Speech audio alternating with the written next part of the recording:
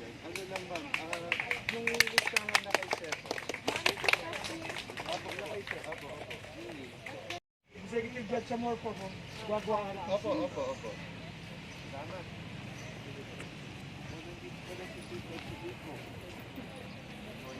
Morning. Vice Executive Judge po ng RTC San Fernando.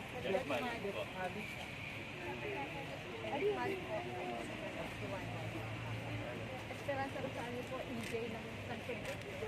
Ito. Judge Commercial Court. Judge Divine po, Aquino Simple Shower. Long time na I've seen you for long.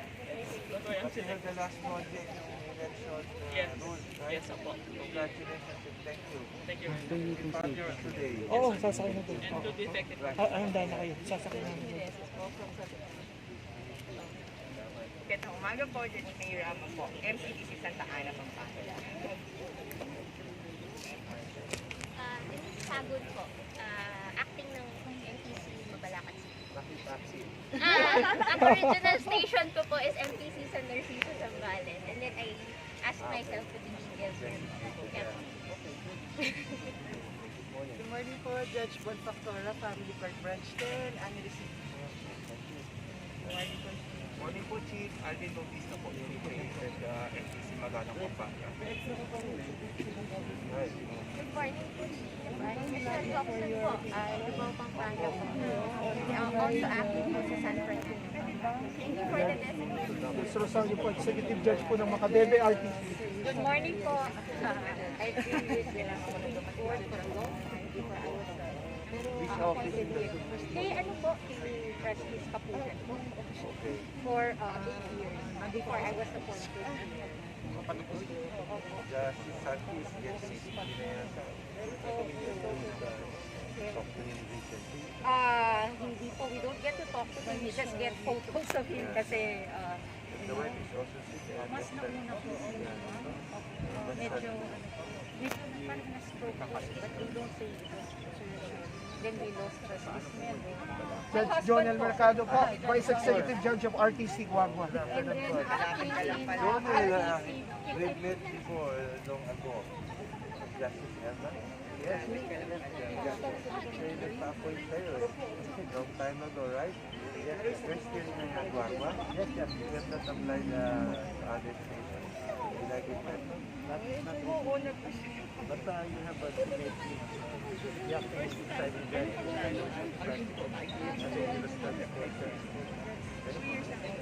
Chief Poet Laureate po ng Pampanga, Francisco Viejo, he will deliver the poetry this morning.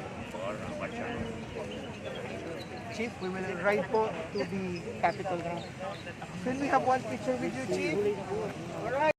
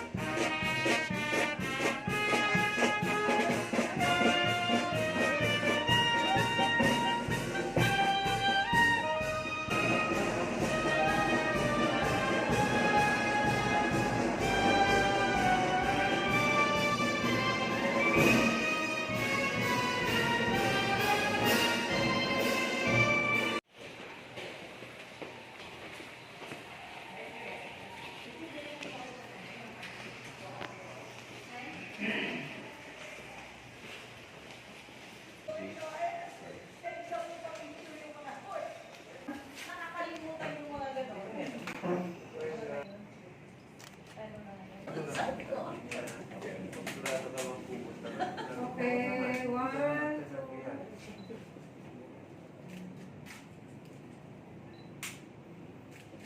Kain muna tayo, Chip, para po hindi kayo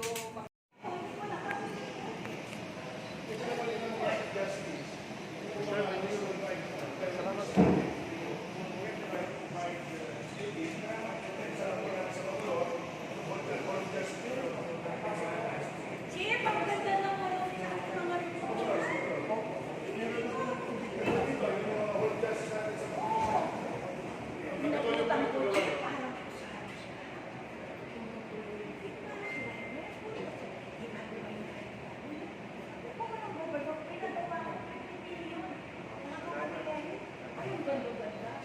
i-fix natin na yung mga hospital reports natin. Oo, hindi pa lang ba?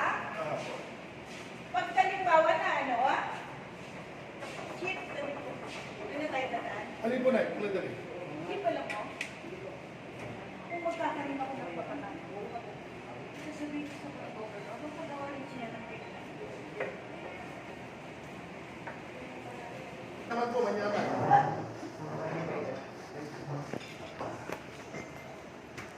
Isukan mo ito. Jurist. One of our fellow clerks of court found time to be here. Attorney Kapati of RTC-OCC. Palakpakan tayo po! And our colleagues in the RTC, San Fernando, City of San Fernando, as well as those from the MTCC. Salamat po. In a few minutes, we'll be beginning the program. We will just wait for the Chief Justice and the Vice Governor to alight from the legislative building of the provincial capital. Thank you.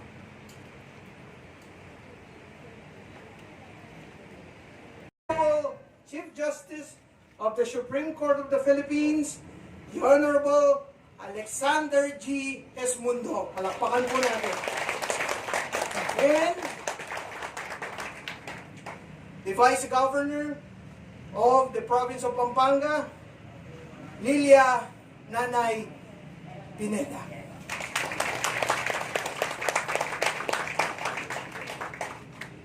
Please be seated.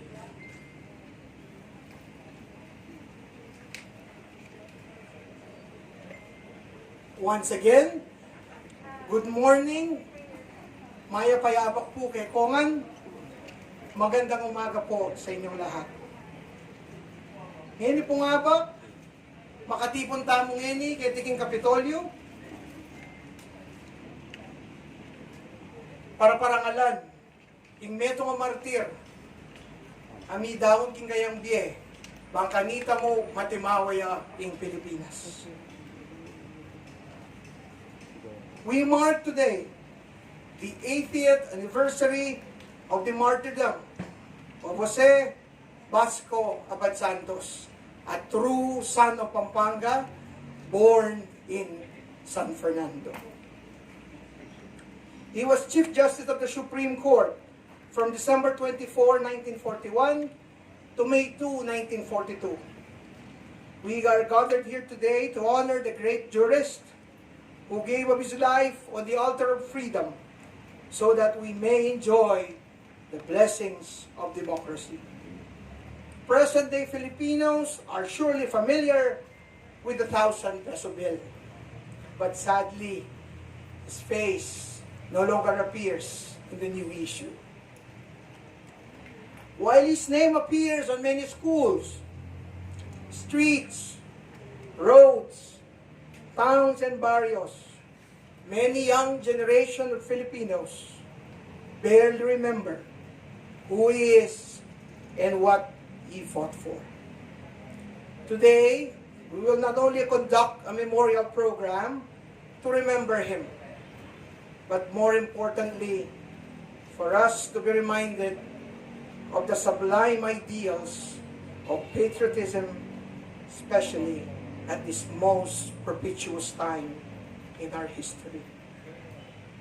Let us now rise and invoke the divine presence as we are led in prayer by the Executive Judge of the Regional Trial Court of Macabebe, the Honorable Maria Josephine M.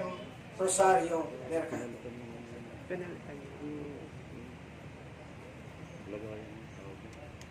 Let us put ourselves in the presence of the Lord.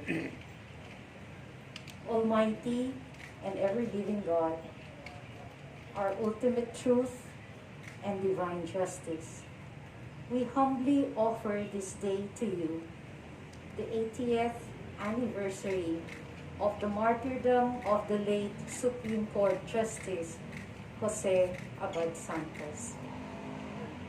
May every word we utter today speak the truth and honor the public servant who chose to stay in his country rather than live in exile in a foreign land.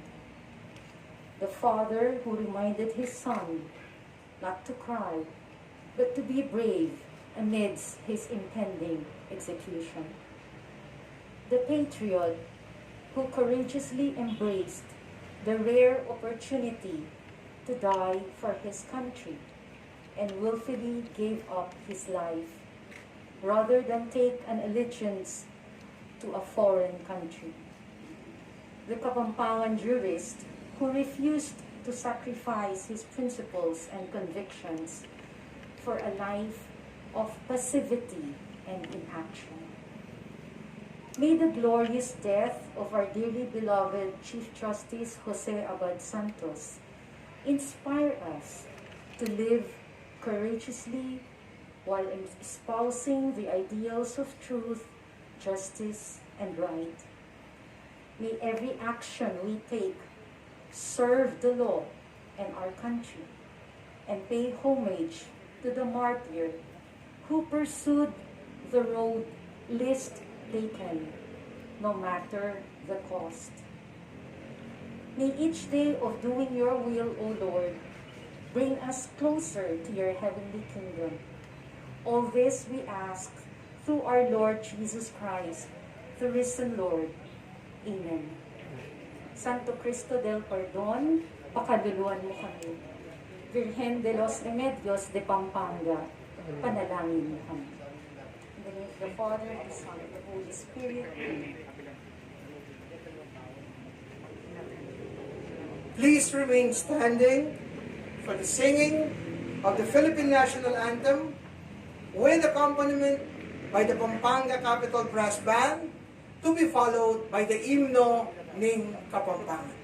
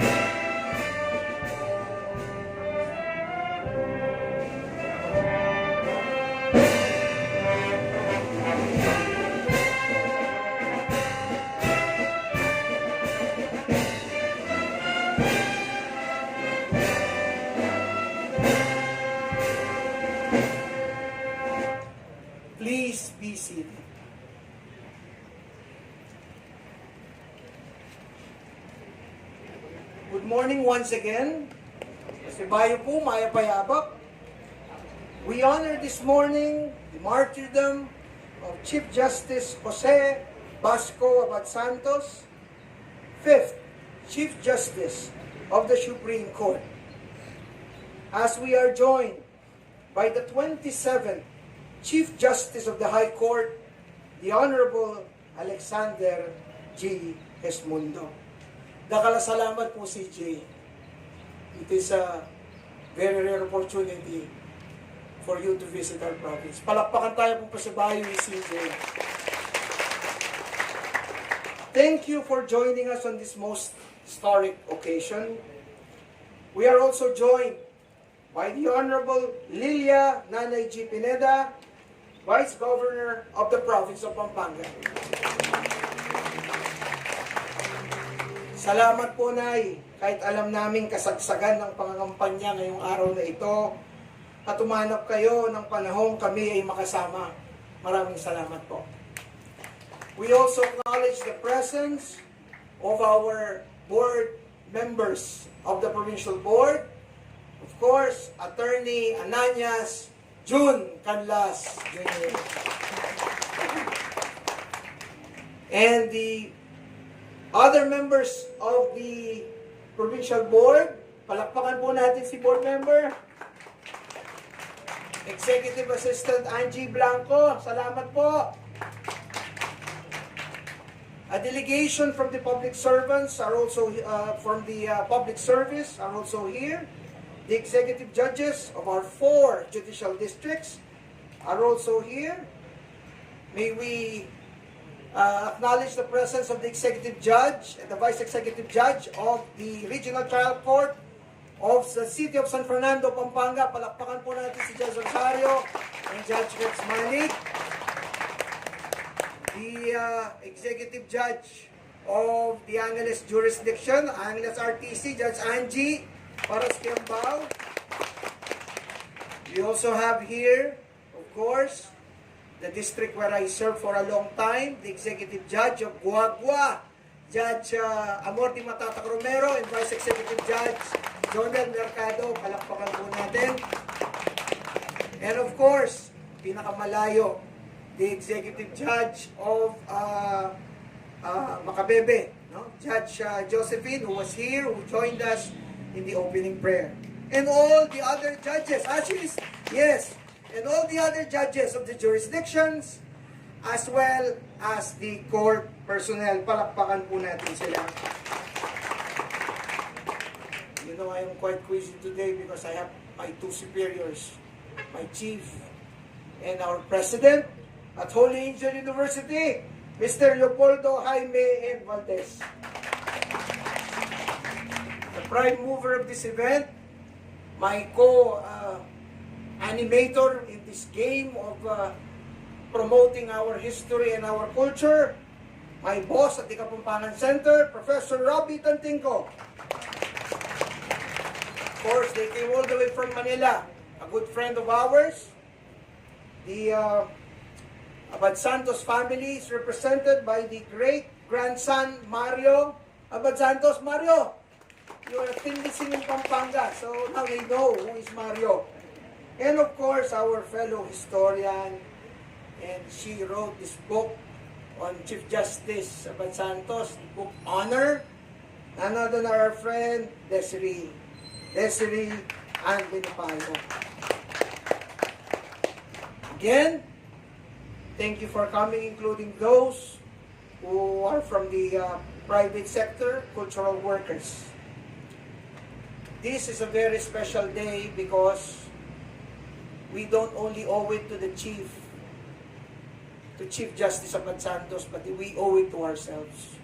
This day will help us remember these great men and our duty 2 days from now, and our duty to our country.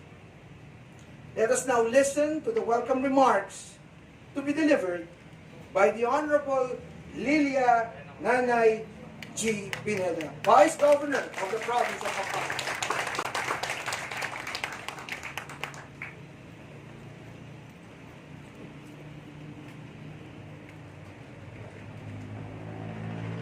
sa ating pong Chief Justice of the Supreme Court, Honorable Alexander Hismundo, Honorable Judge Josephine Rosario Mercado, Executive Judge RTC Macabebe, Honorable Angelica Parasquiambao, Executive Judge RTC Angeles, Honorable Robert Alexander Malik, Executive Judge RTC San Fernando, Honorable Amor Romero, Executive Judge RTC Boagua, Mr. Leopoldo Jaime Valdez, President Holy Angel University, salamat po, and the Useabat Santos family, at saka po lahat ng mga judges. Kayo pong lahat, welcome po kayo dito sa AK celebration date anniversary ni Jose Basco Abad Santos. Ngayon, kinikilala natin ang isang Kapampangang martir na nakipaglaban sa panahon ng mga Hapon nung ikalawang digmaang pandaigdig. Dating punong maestrado, Jose Basco Abad Santos, pinamalas niya ang kanyang uwarang katapatan at pagmamahal sa bansang Pilipinas at sa sambayan ng Pilipino sa pag-alay ng kanyang sariling buhay, alang-alang sa pagkamit ng katarungan. At ngayong ating ginugunita ang ika-80 anibersaryo ng kanyang pagkabayani at inihimo ko ang bawat Pilipino, lalo na ang mga Kapampangan, na patuloy na maging tapat sa ating bayang sinilangan. Patuloy po natin siyang parangalan sa pamamagitan ng pagmamahal, paglilingkod sa bayan na magbibigay ng pag-asa at inspirasyon sa mga kabataang Pilipino. At huwag din nating kalimutan, kilalanin ng ating mga makabagong bayani, ang mga frontliners sa panahon ng pandemya na patuloy na lumalaban upang sugpuhin ang COVID-19 virus. Muli, sa pagkakataong ito, inaanyahan ko kayong lahat sa ika-80 taon na anibersaryo ng paggunita, paghahalay ng bulaklak para sa bigyang parangal ang dakilang Kapampangan, bayani at mahusay na punong maestrado na si Jose Basco Abad Santos.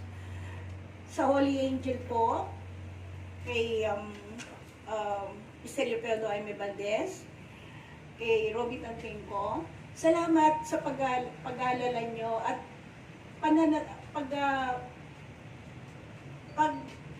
pag-alalay at paggunita at yung inaalagahan nyo yung ating kulturang Kapampangan na lagi kayong nasa likod namin at yung istorya ng Kapampangan at lalong-lalo na yung kultura natin. Robby, thank you Holy Angel, kayo talaga ang talagang nakakaalala at hindi makalimutan ng kulturang Kapampangan at yung ating mga bayani. Maraming salamat sa support nyo sa ating probinsya. Welcome po kayo lahat. Maraming salamat.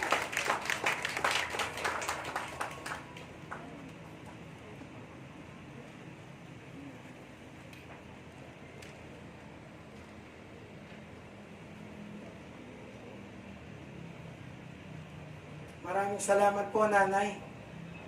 Kasi bahay po, marakala salamat po kaya suporta kay kultura. Palakpakan tayo po, Nanay.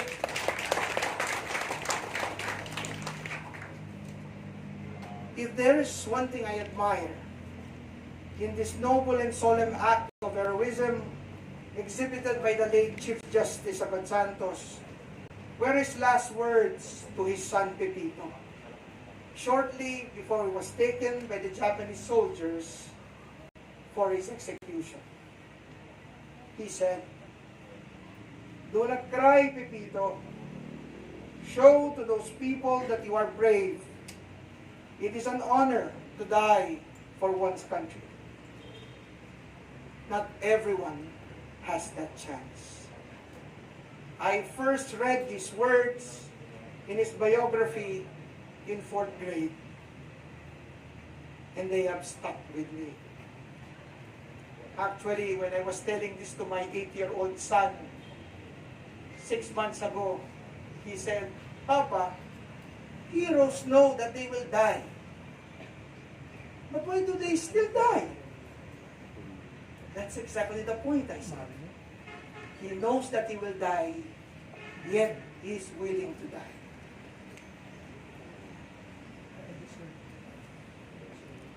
The chief was not only leaving a message to Jose as a father, he was in fact trying to infect all future generations of how sublime an honor it is to die for one's country. Let us now listen to a song about our fathers, entitled Tatangku, to be rendered by Miss Laura Sofia Bondok from Holy Angel University.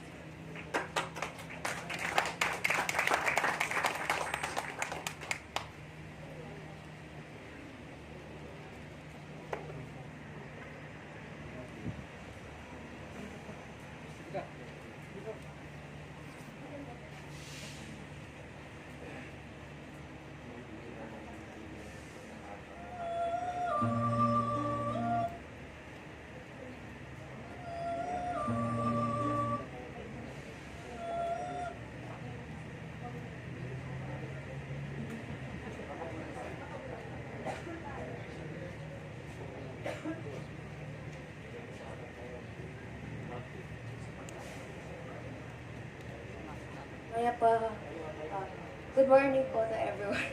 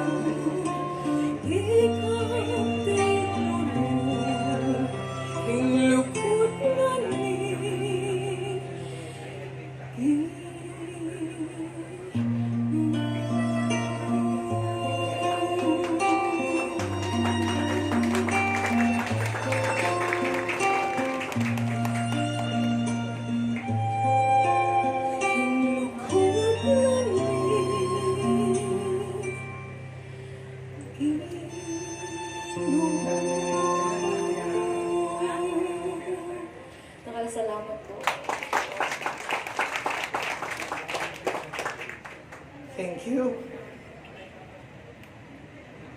The past few weeks have been very, very hectic for the Center for Kapampangan Studies because this year, 2022, is a year of milestones. In the province, just 2 days ago, we opened the celebrations for the 450 years of Christianity in Pampanga, taking root in Lubao. And a few weeks before, we celebrated the 80th anniversary of the Day of Valor with a national celebration in Capas. And this is one of the big milestones this year. Most of these programs have been possible with the support of Holy Angel University. Let us now listen to a message from the President of Holy Angel University, Mr. Leopoldo Jaime N. Valdez.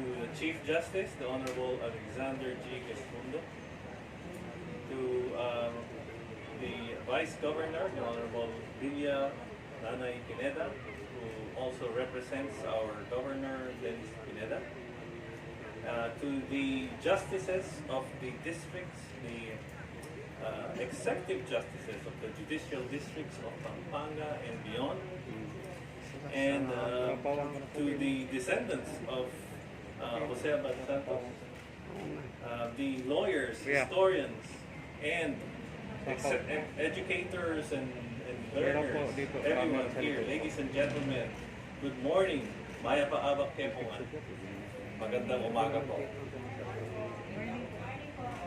On behalf of Holy Angel University Center for Kapampangan Studies, I wish to thank you for joining this event, the 80th Martyrdom anniversary of national hero Jose Abad Santos. I am humbled to recognize and thank our 27th Chief Justice, the Honorable Alexander G. Gasmundo, for gracing this memorial event, considering the increasing vehicular traffic, from growing confidence that the pandemic is soon behind us. I also want to thank Nanay Pineda for those kind words about Holy Angel University and the Center for Kapampangan Studies. Dahil pong salamat. We find ourselves 80 years into the future of a true Filipino hero who led the highest post of the Philippine Commonwealth up to the occupation of this nation that he so loved.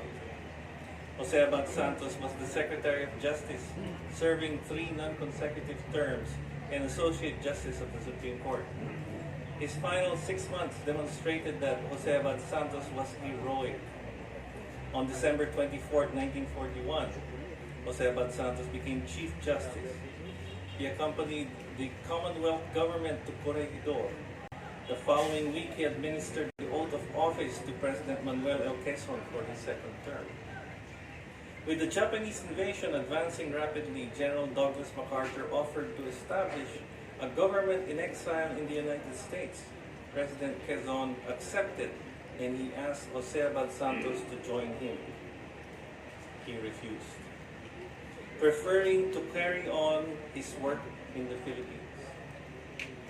On March 17, 1942, Quezon appointed Jose Santos as the acting president of the Commonwealth and the commander-in-chief of the armed forces of the Philippines in areas unoccupied by the Japanese. Now, if you try to compare it to what happened recently in the United States, what would have happened if somebody abandoned their post? What would American democracy be like today if on January 6, 2020, Trump's right-wing followers saw the leaders of Congress and the Vice President flee from the Capitol building? If they did that, then we would see a different United States today. So you might think that leaving and joining a government in exile was the safer option for Jose Santos. So that is why he is heroic. That would have, however, demoralized the armed forces and many fellow Kapampangans who had no choice but to resist the Japanese troops.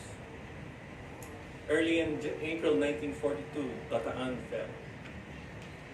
Jose Santos and his son were captured in Cebu. The Japanese soldiers subjected him to torture to switch his allegiance, and he refused. After grueling interrogation, they realized that he was the head of the entire Philippine government. What a catch! Unable to turn him, the Japanese high commander who was trying very hard to turn him was forced to order his execution. So before his death, and we've heard this already before, he told his son Pepito not to cry and that it is an honor to die for one's country. And on May 2, 1942 at 2 p.m., Jose Santos was executed by firing squad in Cebu. We continue to commemorate his death today, May the 7th, because his son Pepito confused the dates during his despair and anguish. In fact, in all that confusion, they have not ever found the shallow grave where Jose Santos' remains were buried. War brings out the worst in people. It also brings out the best in people. Jose Santos was a hero at a time when politicians were men. And I say men not in gender, but of persons who are true to their words. You know, the youth today think that heroes are the types of those that have superpowers, Marvel, all those. Jose Santos was a true hero, but not one that can fly or wear a cape, but whose loyalty and convictions stand the adversity and threats to freedom. His words and courage were his superpowers. The Center of Kapampangan Studies in Holy Angel University wants to make Kapampangan culture, language, and history accessible to students today. And so I would like to announce that we will try to collaborate now with the descendants of Jose Santos regarding their book called Honor, and also a film so that it makes it accessible to see what life was during the time when Jose Santos was about to be martyred. Thank you very much. More than ever in our republic, we need the resolute patrician that we see in the 5th Chief Justice of the Philippines, the Honorable Jose Santos. And we honor his memory today, and we will continue to honor his memory as long as we love democracy just as he loved the Philippines. Takal pong salamat. May paabak kayo.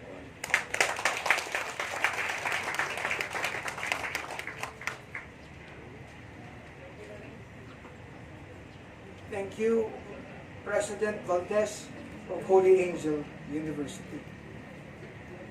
Chief Justice Abad Santos is perhaps one of the most well-remembered magistrates in the history of the Supreme Court.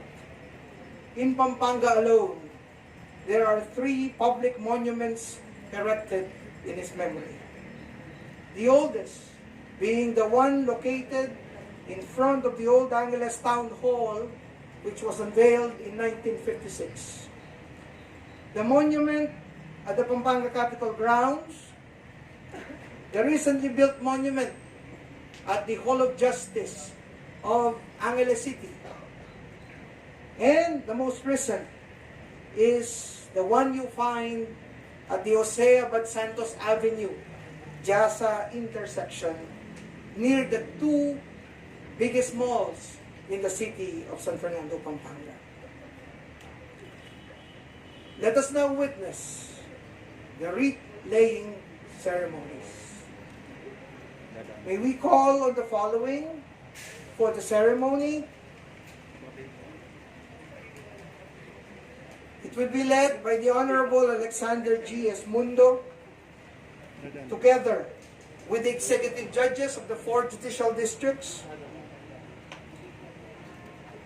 Mark Chan Alvarez, Head of the Arts, Culture and Tourism Office of Pampanga, Ms. Desiree Ann Cua Belipayo, and the Abad Santos family, Mr. Leopoldo Jaime N. Valdez, and our Governor, Vice Governor Nanay Lilia Pineda, and Professor Robbie Tantinco. We will create for the line.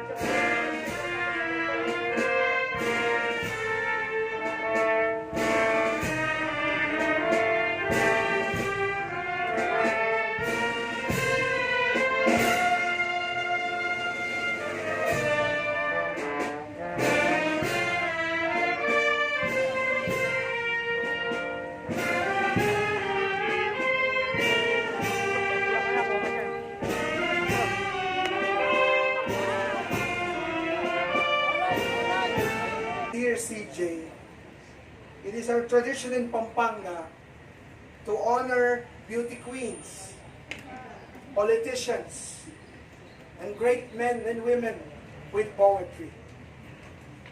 Many of our illustrious justices and jurists, alam niyo po mga kababayan, baka hindi niyo nalalaman, there was one time when half of the Supreme Court was composed of Kapampangan magistrates. The chief remembers. Many of our illustrious justices and jurists from Pampanga were playwrights and poets. Supreme Court Associate Justice Eduardo Gutierrez David was not only a zarzuela actor, He was a Kapampangan literary aficionado. President Diosdado P. Macapagal was a zarzuelista and a playwright. Supreme Court Associate Justice Antonio O. Villarreal of Arayat, who was also executed with Chief Justice Abad Santos, wrote in Florid, Kapampangan. Let us now listen to a poem. In Pampanga we call it Poesyang Pamiparangal, to be recited by P.L. Francisco M. Quinto, Poet Laureate of Pampanga.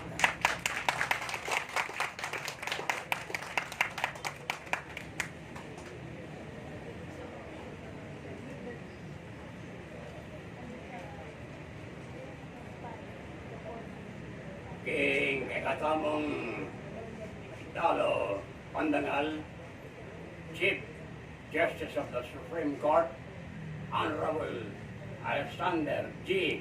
Esmundo, Honorable Vice Governor of Pampanga, Lilia Nanay Pineda, the University President, Mr. Leopoldo Valdez, and the Director for Kapampangan Studies, the unassuming Professor Ravi Tantingco,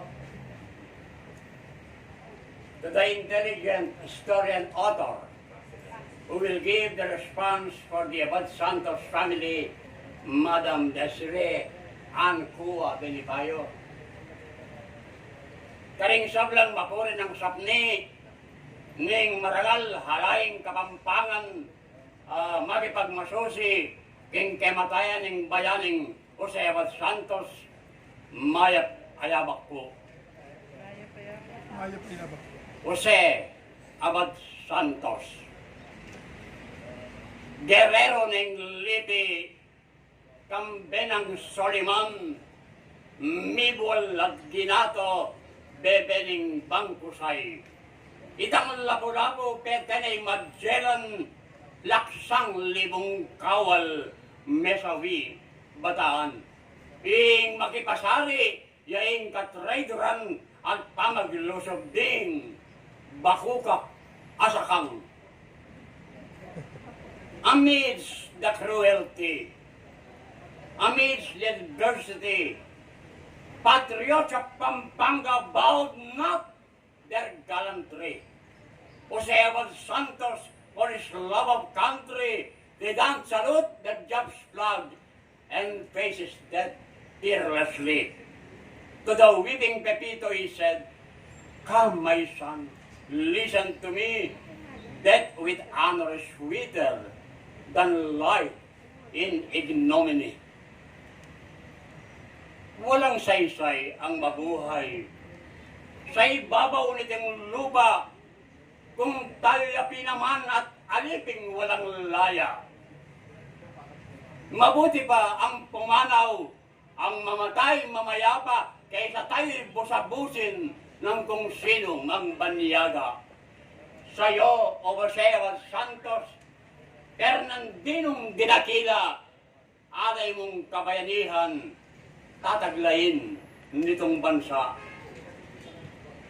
At kanito, sinabi na, king anak ng pakamalan, kakikak ipakit mo, king balenta, ing tatagan. Warit iti ing kalma, ing magego king balayan, para kako, sari sampat, at bihirang kamatayan. Sa karano pigawaning, namikit kabilan man, ulit ang sugigig pa, tulang dungne, king kutkutan. O bayaning Abad Santos, kapilan man aniwale, ing depat mong kabayanian at lugod mong dalise, king puso ding kumanggi, migyamut at mengulate, ing pakabal at tenam mo, sari sakdal yumo, sakdal tibe, ang natatingal daw sa slag, kaling parang at marangle, samban niya ing lagyumong, na magda, na mate. Salamat po.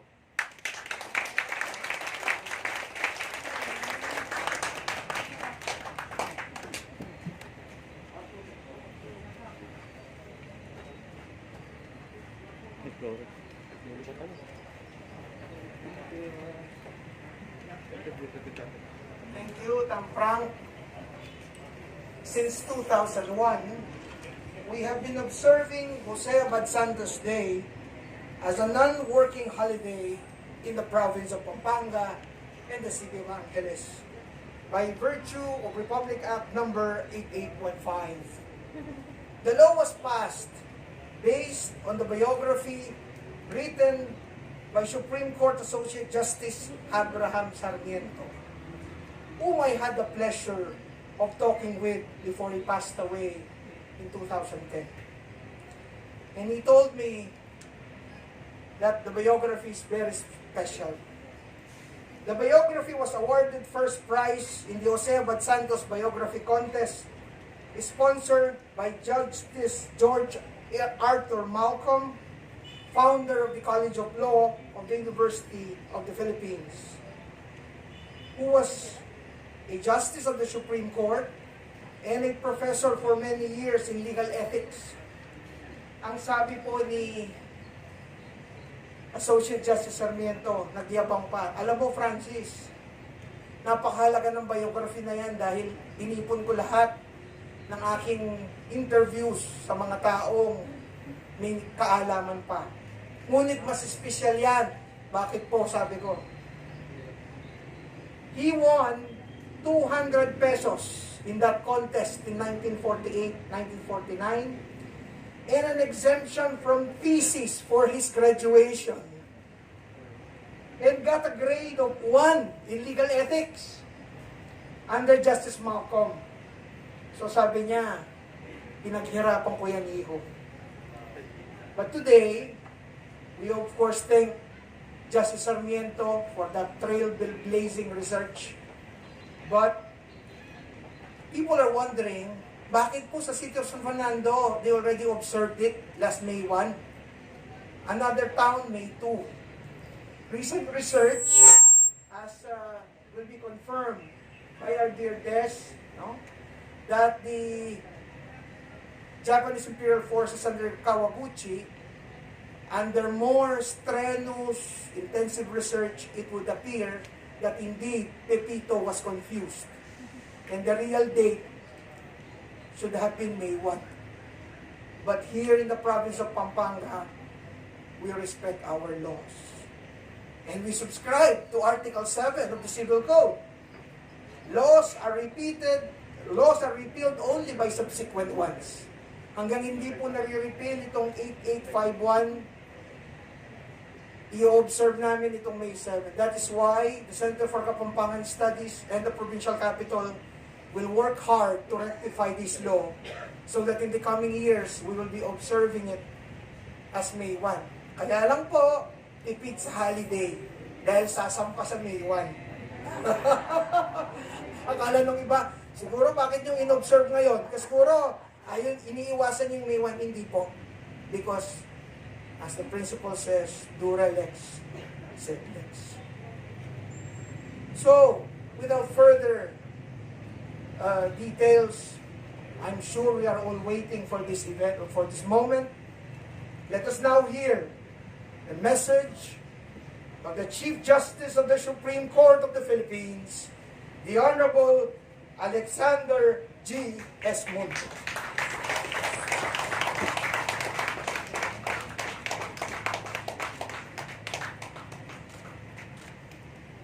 Please be seated.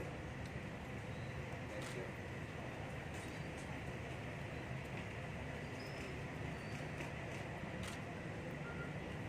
Pampanga Vice Governor Lilia Pineda, City of San Fernando Regional Trial Court Executive Judge Esperanza Paglinawan Rosario,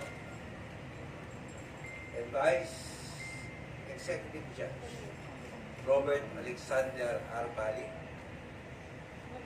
Angeles City Regional Trial Court Executive Judge Maria Angelica Tiparas Kiambao, Pampanga Regional Trial Court Executive Judge Amor Di Matata Romero,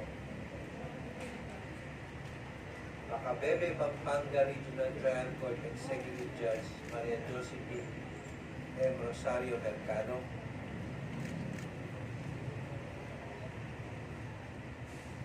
Honorable Judge Esperanza Rosario, Chan Alvarez, Holy Angel University President, Arts, Culture, and Tourism Officer Chan Alvarez, Holy Angel University President Leopoldo Jaime Valdez, Director of the Kapampangan Studies Robert Tantinco, the Abad Santos family represented by Ms. Desiree Ancua Benipayo and Mario Abad Santos, fellow workers with the trial courts here in Pampanga, particularly the sheriffs who went out of their way to meet me at the exit of the San Fernando evidence. Distinguished guests, ladies and gentlemen, good morning. Of all the positions he occupied, Jose Abad Santos was best remembered as Chief Justice of the Supreme Court. Perhaps because at the time of his death, he was the Supreme Magistrate of the country. He was in fact the fifth since the Supreme Court was formally established in 1901. But he was also acting president at the time and had served the executive department in various capacities throughout his life. In the judiciary, he was Chief Justice for only less than 5 months, although prior to his appointment, he had already sat as Associate Justice of the Supreme Court for 9 years. But to assess his contribution to the Philippine nation on the basis of the positions he occupied and the length of his service in those positions is to do an injustice.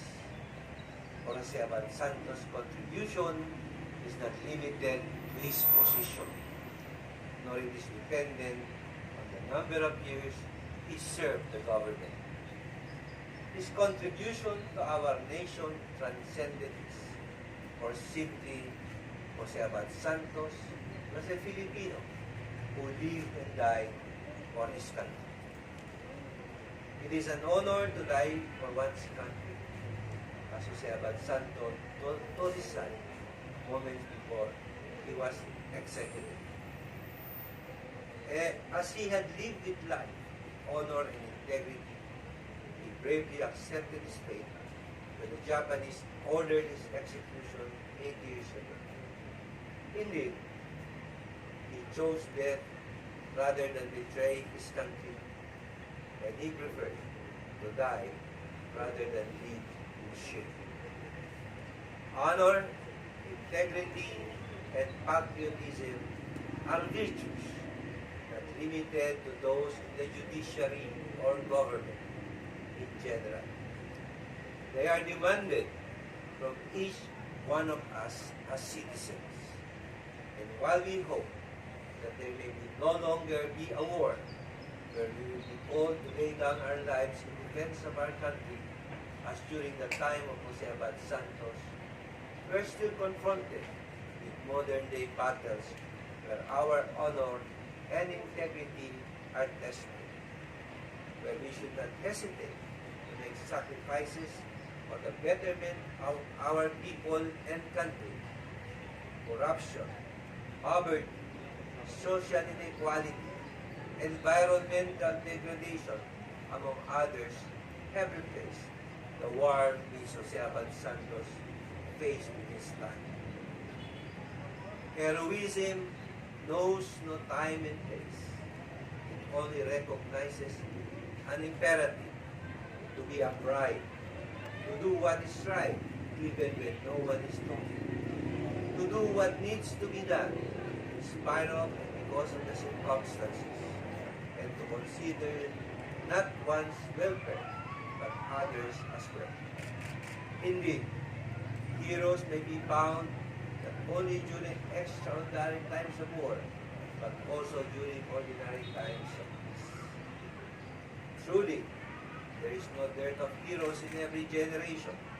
And if you allow me to speak of the judiciary, then I will refer you to those justices and judges who have been killed in the line of duty, and to date there have been many, and court officials and employees who work the unusual hours under conditions of cramped office space and unusually heavy workload.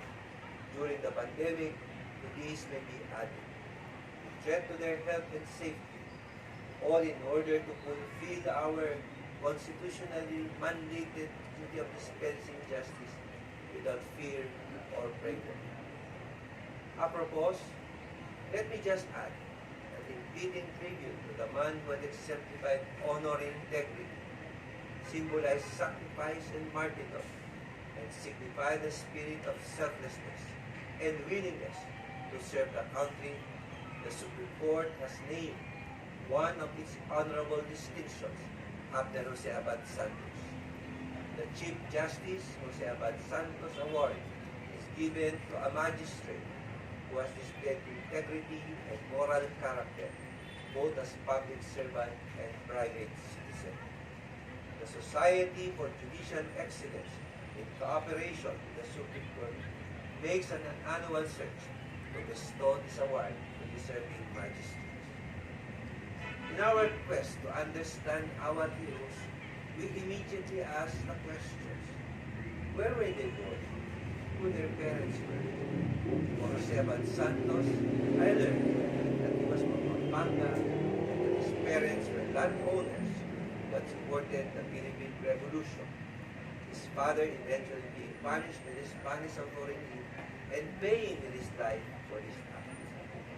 He even had an older brother who founded the Socialist Party of the Philippines.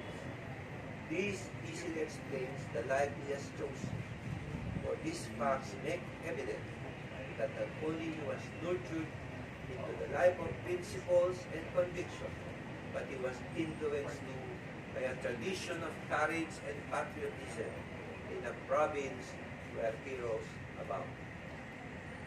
To leave a legacy as Jose Abad Santos would indeed be extraordinary. But to live a life as his legacy demanded should be nothing but natural for us. Our appreciation of life of Jose Abad Santos should not merely by words, but by our own deeds as well. Kaya pin, karing dapat tamong gawan, aldo-aldo. Karing dapat tamong sabihan, karing kasabi tamong tao, karing tana kailangan mantuno karin, o mangutang kaniniman in magiting abiye ng Jose Abad Santos mo, dapat tamong pagyapusan. Hindi tamo, dali saya, api, kita induto. That is why, what we have to do, or say each day, we did not look anywhere or ask anyone. Only the great life of Jose Abad Santos is what we have to mirror in our lives. Our lives will be great. That is the truth. God bless us all. Nakalasalamat.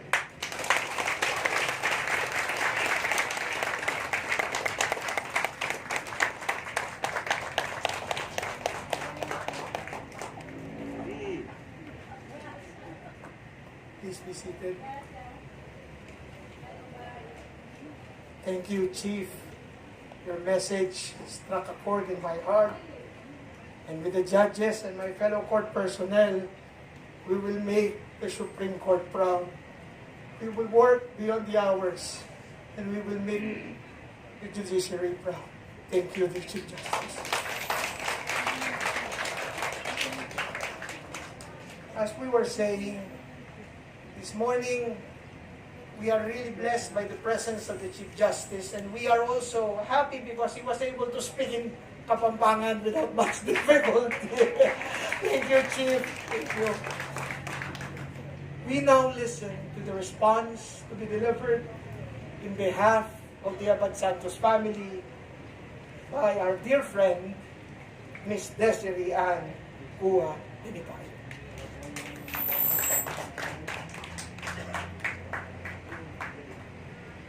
Chief Justice Alexander Niño, Vice Governor Lilia Pineda, Executive Judges of the District of Pampanga, Holy Angel University President Mr. Leopoldo Valdez, Center for Kapampangan Studies Director Professor Robbie Tantinko, esteemed guests, ladies and gentlemen, good morning.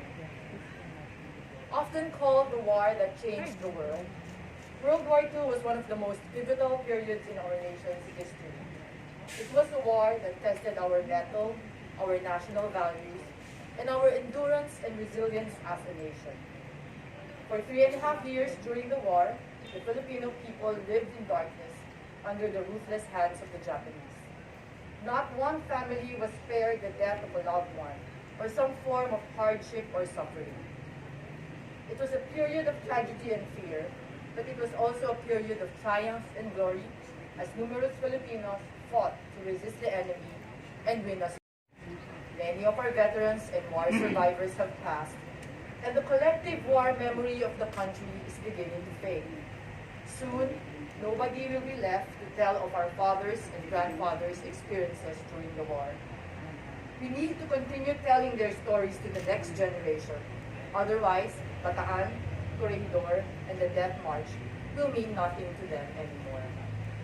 And today, I'm glad that we are doing precisely that, commemorating the life and legacy of the late martyr Chief Justice Jose Abad Santos, a fitting tribute to a man who gave all for his country. He, along with 2 other World War II martyrs, General Vicente Lim and Jose Pallanes Escoda, were once featured in our 1,000 peso bill as a reminder to all of the courage and heroism of the Filipino, only to be replaced a few weeks ago by the image of the Philippine Viejo. In December of last year, we started a petition forwarding to Bangko Sentral ng Pilipinas more than 8,000 signatures asking the agency to stop the removal of the heroes on our bill, but we never even got a reply from them. Is this how a grateful nation pays tribute to its heroes? Jose Abad Santos was at the peak of his life and career in 1942. So what would have compelled him to give up his life when he had everything to lose and nothing to gain? Jose Abad Santos could have just sat back, relaxed, and enjoyed the view. He could have chosen the easy way out, collaborate with the enemy, and live out his last years in privilege. All he needed to do was to raise his right hand in a mythical Pledge of Allegiance, as many others had done. But he knew he could never live with the fact that if he did so, he would be a traitor not just to his beloved country, but to the very principles and ideals he held sacred in life. He is one of the greatest Filipino heroes of World War II. Yet, Jose Abad Santos' name remains ambiguous to many. No high school or college history textbook talks in detail about him, his legacy, or his last selfless act to his country. He was the highest government official executed by the Japanese, yet his death, heroic in all aspects, never received full honors. There was no flag-bearing casket, no 21-gun salute, no drums nor bugle to serenade him to his final journey. Only a small mound marked his final resting place in the remote seaside hamlet of Malabang in Lanao del Sur, with a stone in lieu of a grand marble epitaph. He is a hero, but not of the caped variety with superhuman powers. It is precisely this that has drawn me to the man. His simplicity, humility, personal dignity, and moral integrity, hallmarks of his humanity, were what endeared him to many. He was not ambitious, talkative, nor opinionated. His 33 years of service to his country was of pure love and devotion, without any ulterior motives, untainted. He was incorruptible and unbending, even in the vicissitudes of war. President Manuel Quezon summed it up best when he said that Abad Santos was one of the noblest, purest, and ablest men the government ever had in service. On behalf of the Abad Santos clan, we would like to thank the Center for Kapampangan Studies, good friends Robbie Tantinko, and of course, ang ating punong abala, si Francis. Thank you so much for spearheading today's commemorations, to the provincial government of Pampanga, headed by Vice Governor Vida Pineda, and of course, to Chief Justice Alexander Esmundo for braving the Saturday traffic and the long journey just to be with us today. Maraming salamat po. More power to the province of Pampanga, and may Jose Abad Santos be a reminder to all of the valor and patriotism inherent in the Kapampangan spirit. Dakala salamat.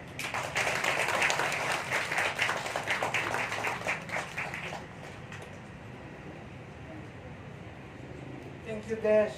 Thank you so much. We have more collaborations to do in the future. As a matter of fact, in a few weeks, we should be moving to the marker. No?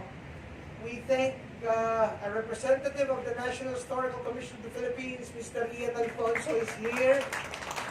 We thank the NHCP for granting our letter request. You see the NHCP marker at the death site, or the site of Martyrdom of JASA, has been missing for years. A few weeks ago, they minted an updated marker. The trouble only is, I think that area is hotspot, so we have to postpone our trip to Malabang, Lanao, no, Des, in a few weeks' time. And of course, they are also moving, Nanay, that a separate marker in Kapampangan will be placed in Malabang, Lanao. With your help, Nanay. Okay? So before we move to the next part of the program, as a measure of appreciation to our chief, we will be handing over tokens from the different offices who made this event possible. May we ask the executive judges of the 4 judicial districts to join us in presenting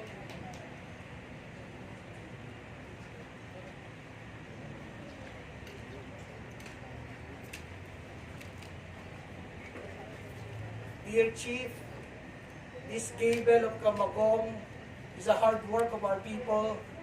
It was specially crafted for the Chief Magistrate of the Court of Last Resort, and we have emblazoned it with traditional pukpok beaten metal craft with the title that only corresponds to your sacred office, Primus Inter Pares.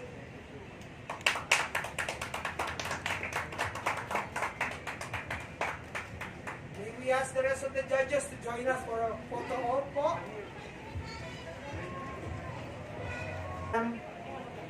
Again, the Center for Kapampangan Studies would like to express its heartfelt thanks to the Governor of the province, Governor Dennis Delta Pineda. Palakpakan tayo po. All of those who worked hard in the capital, including our very supportive Vice Governor Niño Pineda, and of course, the whole judiciary in the province of Pampanga.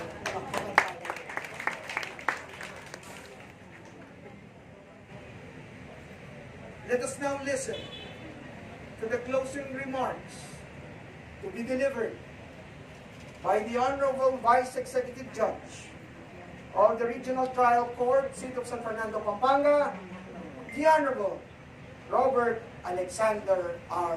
Mali.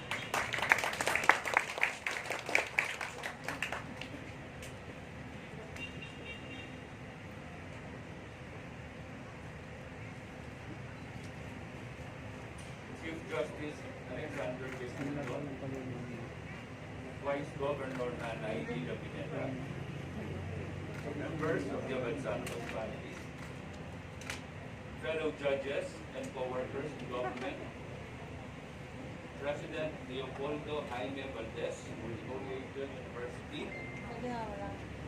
officers and staff of the Center for Kapampangan Studies, other guests, ladies and gentlemen. As this morning's ceremony commemorating the martyrdom of Chief Justice Jose Abad Santos comes to a close, let us once again reflect on the immortal words he uttered to his weeping son moments before he was executed by the Japanese 80 years ago. He says, "Do not cry, Pepito. Show these people that you are brave. It is a rare honor to die for one's country. Not everyone is given that chance." Indeed, not everyone is given the chance to die for one's country. That honor and privilege is reserved by fate and circumstance to those who are willing and able to make the ultimate sacrifice. Men and women like Jose Rizal, Fathers Gomez, Burgos, and Zamora, Gabriela Silang, and of course, Jose Abad Santos.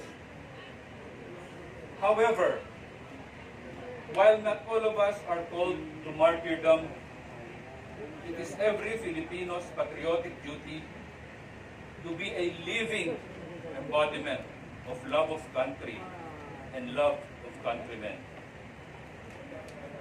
Truth be told, this is not always easy. There are times when even the most patriotic among us are plagued with cynicism and feel like giving up on our country and our people. When this happens, it is important to remind ourselves that the challenges we face are nothing compared to the supreme sacrifice that our martyred heroes chose to make for our sake. And this is why events like this morning's ceremony are always relevant. They remind and they inspire. And so, we thank the Center for Kapampangan Studies and the provincial government of Pampanga for putting together this simple but very solemn and meaningful gathering this morning. To the Abad Santos family, the Filipino nation owes you an eternal debt of gratitude for giving us one of the greatest heroes this country has ever produced. May your tribe increase. To Chief Justice Gasmundo and my fellow judges here in the province of Pampanga for tirelessly dispensing justice to our people without fear or favor, thank you very much. To Vice Governor Nanay Pineda and the local officials here present, dakal pong salamat kayong suportayo, kayong Judikatura, kayong Pampanga. Pati na rin kayong Serbisuyo, karang memalen na rin kaya katamong lalawigan. And lastly, to all of us, may we leave this gathering with a renewed sense of patriotism and a stronger resolve and commitment to serve our country and people well. Let us all show that indeed, Chief Justice Abad Santos did not die in vain. Dakal pong salamat at maya payabang kaya kayo man. Thank you, Vice Executive Judge Rex. Nakalasalamat po. You know, kaya kung mang pumemon kang Judge Rex, ang po kang Judge Rosario. Salamat po, Executive Judge Rosario and Vice Executive Rex, for easily accepting to deliver the closing remarks. Salamat po. Palakpakan po natin ang San Fernando. Please join us for brunch at the Benigno Aquino Hall. Salo-salo po tayo doon. Hindi lang bilang pagkunita, kundi para tayo makapag-usap at tayo makapag-merienda man lamang. This ends this morning's program. Nakalasalamat po. Hail the Chief! Palakpakan tayo po, Chief! Salamat po.